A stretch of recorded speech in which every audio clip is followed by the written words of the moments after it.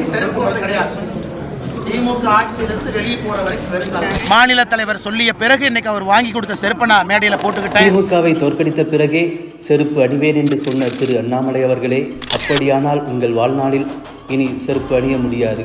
திமுக ஆட்சியை அகற்றி விடுவோம் என்று சொல்கிற திரு நயினார் அவர்களே, உங்களால் உங்கள் கூட்டணி கட்சிகளையே தக்க வைத்துக் கொள்ள முடியுமா? கரூர் மாவட்ட கழக செயலாளர் அண்ணன் திரு செந்தில் பாலாஜி தலைமையில் அதிமுகவின் கோட்டை பாஜகவின் ஓட்டு வங்கி என்று சொல்லப்படும் கொங்கு பகுதிகளில் மதசார்பற்ற முற்போக்கு கூட்டணி சார்பில் பாசிச பாஜக வெளியுறவு கொள்கைக்கு எதிராக மாபெரும் போராட்டம் நடைபெற்றது. அதிமுக பாஜகவின் சாயம் வெளுத்துவிட்டது. உங்களின் போலி விளம்பரங்களை தமிழக மக்கள் ஒருபோதும் ஏற்றுக்கொள்ள மாட்டார்கள். 2026 தேர்தலில் தளபதி மு.க. ஸ்டாலின் தலைமையில் திமுக மாபெரும் வெற்றி பெறும். கருணாநிதி ஸ்டாலின் என்னும் நான்